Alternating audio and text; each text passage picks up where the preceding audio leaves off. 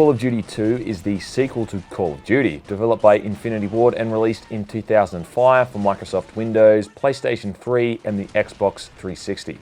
It was one of the first so-called next-gen games at the time and was something of a definitive end for the old-school style shooter. First things first, Call of Duty 2 is very much like its predecessor in almost every single way. You play through one of three campaigns as either the Russians, British or the Americans.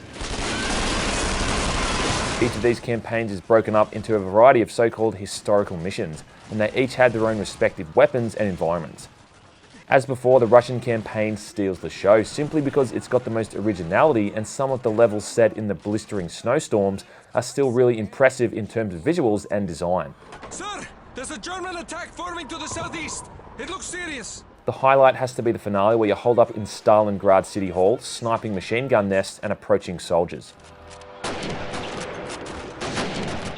Now, that's not to say the British and US campaigns are bad. In fact, you'll take on some fantastic missions in the British campaign throughout Egypt, with fan favourite Captain Price returning as your commanding officer. All right, listen up. We're finished here. Well done, boys. There's also a really well scripted, explosive opening for the US campaign set on the historical Pointe de Hoc, forcing the player to scale a cliff and take back a small pocket of farmland.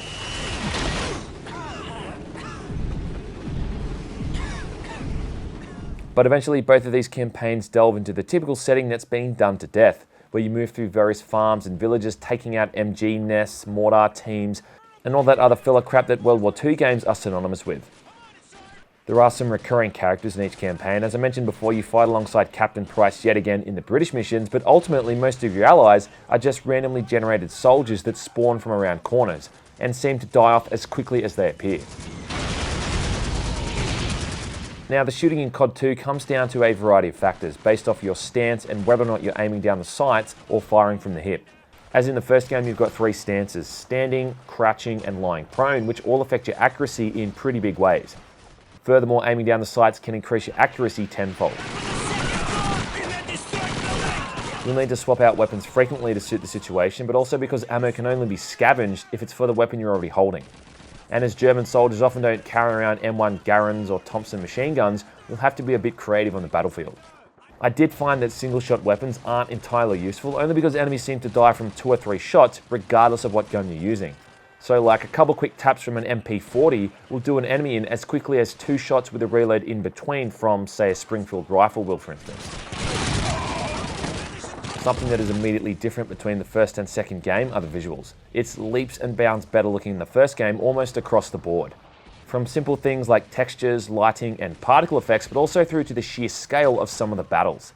There is literally 100 things happening on screen at any one time. Some of the missions have dozens and dozens of soldiers at once, and it's simply amazing how well it all runs.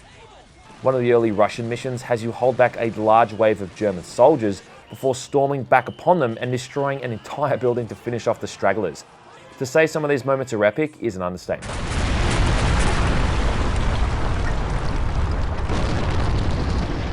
One of the last missions in the game has you fighting back hundreds of German soldiers as you wait 5 nail-biting minutes for reinforcements to show up. Now, even by today's standards, this is still amazing stuff.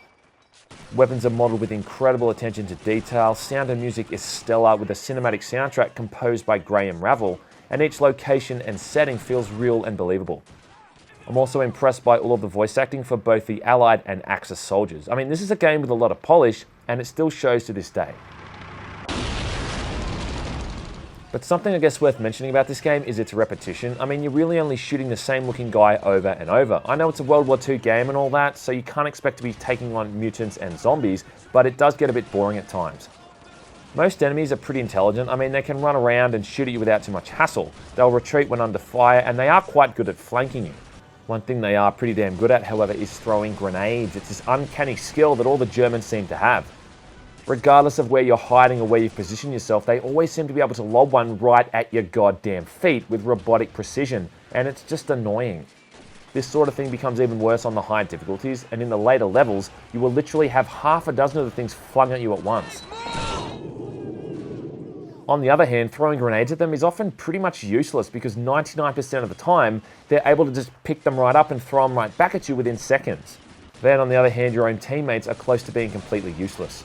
Sometimes you'll see them take out an enemy, but most of the time they just run around in the line of fire and get their heads blown off. Having so many of them at any one time is really just for show, to make the overall setting seem much more epic, because in reality these guys are dumb as dog shit. I mean, I've seen these guys crouch from a live grenade when it's literally on the ground like a meter away from them. Another point of criticism comes from the fact that this game kind of popularized the whole regenerating health fad, something that is still being used in games to this day. To be honest, I don't have that much of an issue with it, only because this is the kind of game that it really suits. Regenerating health might seem a bit casual in the way that you can just kind of play a bit half-assed and then just hide behind a wall when the game informs you that you're going to die. But even if you still play like a total jackass, regenerating health isn't going to stop you from getting your ass handed to you. To put it very simply, having an old school health system in this game just would not have worked. I mean, think about it, there's gunfights that just go on for upwards of 10 minutes, where you kill dozens and dozens of soldiers, and the amount of health packs that would have been needed to put in a level to accommodate for this would have just been comedic. I mean, imagine something like the final battle on Hill 400. They'd have to have an extra room in the bunker full of health kits just for this alone. This is a cinematic game first and foremost. It's about delivering an intense and visceral experience. Now, to force the player to stop what he's doing and double back to grab a health kit in the middle of this would have just killed the pace of the game. Also, having said that, there's no more quick saves or manual saves of any kind, and you'll have to rely on checkpoints to get you by. I see this obviously for the sake of people playing on consoles, but also because it would downright kill the mood if you just kind of quick saved and quick loaded in the middle of one of the game's scripted sequences. Aside from this, there isn't really anything outright wrong with Call of Duty 2. I mean, I know lots of people like to give this game heaps of shit as if it's the game that ruined the FPS genre, but that's a load of crap, to be honest. I would still say this is a must-play game for any FPS fan. I mean, it's even arguably one of the single greatest World War II games ever made. It's not a terribly long game. I think it can be finished in around 5 to 6 hours, depending on what difficulty mode you go for, and after it's finished, there's not really any reason to ever play the single player again. You can go back and try it on a higher difficulty, but all that really seems to do is raise the damage taken from enemies to an unfairly high level. The game also has a standalone multiplayer mode as well, modes like Deathmatch and Capture the Flag, but I will give you a warning that if you are going to give this a try, you're going to get your fucking ass handed to you. I'm not even kidding, some of these guys have played this game since release and are still playing it, which kind of makes it a little bit less enjoyable when you're getting spawn killed by people who know every nook and cranny of a map. People spamming grenades literally the entire time and having godlike accuracy with a lot of the game's more powerful weapons. It also basically plays the same as the Modern Warfare series, but a lot slower and with a lot less crap flying up on the screen. Overall though, this game is really Call of Duty at its finest, when the entire focus of the series was on creating a polished and engaging single-player mode, and that above all else. And for that alone, it should be experienced by anyone who's a fan of the series and just shooting games in general. That's how you negotiate with fascist comrades! The series may really be the antithesis of FPS games nowadays, but back then when COD 2 came along, this was an extremely fun and enjoyable game that excited and amazed with all its set pieces and incredible attention to detail. Definitely worth checking out.